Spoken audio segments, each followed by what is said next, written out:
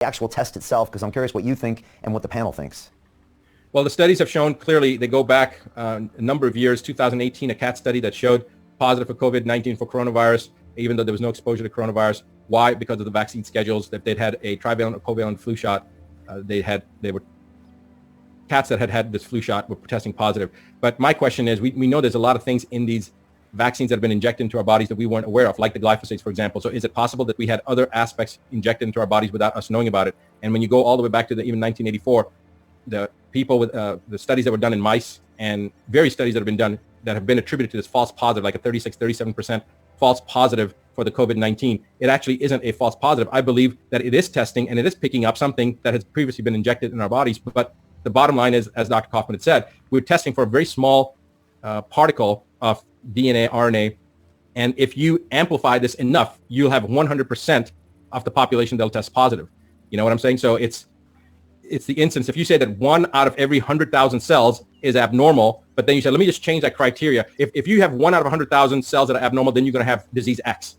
But then we change the criteria. We say, well, let's go to 1 out of every million. Well, now you're going to have a decrease in the incidence of that disease because you're going to have diluted it. But if you amplify it and say, well, let's just say instead of 1 out of every 100,000, let's say 1 out of every 10,000 because you've just amplified it more. 1 out of every 1,000 or 1 out of every 100, then of course it's going to seem like the disease is very prevalent, but that's because you've changed the amplification of the analysis. And so if this is a certain component of the RNA or DNA, remember we're made up of various cells. If we start saying how many cells in our body are, or how much tissue in our body is,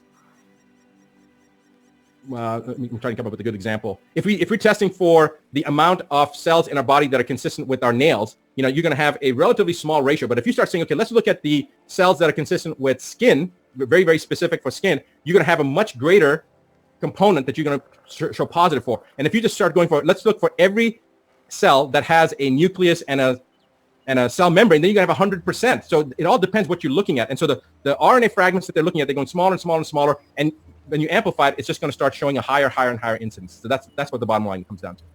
Okay, so I think the question to the panel is, do they believe that the COVID-19 test, what inaccurately represents people that are actually, that actually have the coronavirus? What's the best way to phrase that question, Doctor? Well, I think that probably we should say, how many people believe that the coronavirus has spread throughout the world, and probably everybody's going to test positive for it based upon how virulent and how fast it spread. My belief is it's already the whole planet already has it. So pretty much everybody's going to test positive. And when they say it's false positive, it's not false positive. It's just a positive. But it doesn't mean that we're sick. I mean, if you test for coronavirus, is everywhere and has been. It's been over the whole planet since the 1960s. So it's not checking for enough specificity of pathology. It's just checking for a general component. But even like people that have never been exposed and animal models that have never been exposed are testing positive, which tells me that everybody that has ever had any type of a flu shot probably is already going to test positive. So I'm not sure how to phrase that. That question was this: how many people believe if you test positive for COVID-19 that does not mean that you have a virus? Is that the question? Is that, the point is that a lot of people have said that you're going to test positive because you might have some of this RNA floating around your body, which you're saying we all could have for a variety of reasons. So how many believe a positive test on COVID-19 does not necessarily, mean? Brian, before we ask the question, let's ask a different question that'll maybe fine tune it. Let's ask this question: how many people believe the numbers that are being reported for COVID-19 deaths are factual? Let's start there. Okay. Is that a fair question, Brian? That is. Let's do that. How many believe that they are factual? As in okay, let's just look at that. Let's just quickly scroll through here. I'm just seeing people shaking their head no. Yeah, there's nobody saying yes. And that's a general question. There's no one saying yes. So they're not factual. Okay. Right. All right. So I don't see anybody that's raised their hand yes that they believe that it's factual. So then the next question is, how many doctors, and this is a population that we really need to know from, right?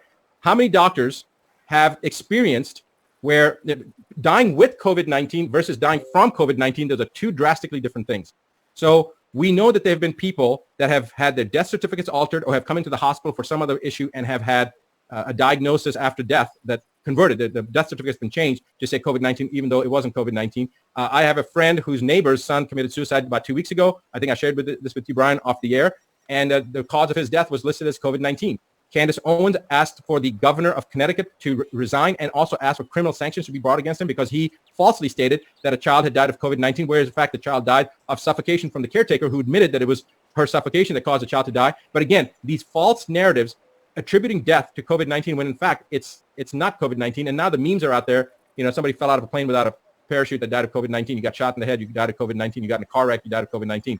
So how many doctors have either experienced or seen this altercation or have been asked to change the death certificates or have been, you know, I know I received a medical board letter saying that don't even test people. If you think that they could have it, just list it.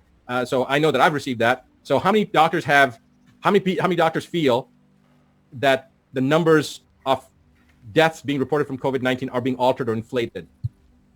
Okay, so raise your hand if you think they're being inflated.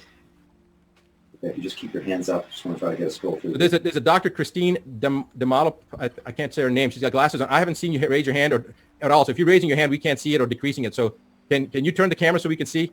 Oh, your hand is up or? Oh, okay. Her hand is up. So I've been counting her as a no vote because I couldn't see her hand this whole time. Okay, gotcha. Yeah. All right, so you may want to bring your other hand up, or because I think the hand you're raising up, we can't see it. All right, so that's a pretty much consensus on both of those things. That things are being over-reported and misreported.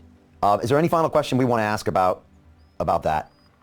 How many doctors feel that how many doctors have experienced this type of misinformation on the professional medical level in their entire careers before? Has anybody experienced this level of misinformation from the medical hierarchy in their careers? Put your hands up if you have. Dr. Samia says she has. I would say the vaccine issue is, so I'm going to raise my hand on that. Okay. Well, actually, it's not as much. This is the greatest one that I've ever seen. So all right, just go through here and see it's a tough question because it's like kind of like what am I thinking type of a question. So let's make it clear, Brian. Maybe we can ask a question. How many physicians believe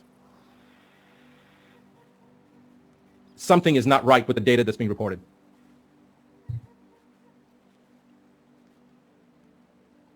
So Brian, you see when the question is asked, like, can you hear me, Brian? Yeah, I heard that. Yeah. Yeah, you see how fast the hands went up. So when the question is clear. Yeah. So there's a lot of doubt with that information. Okay, we're scrolling through that. Okay, that's super helpful. Well, I think we've kind of gotten the consensus in the panel's response.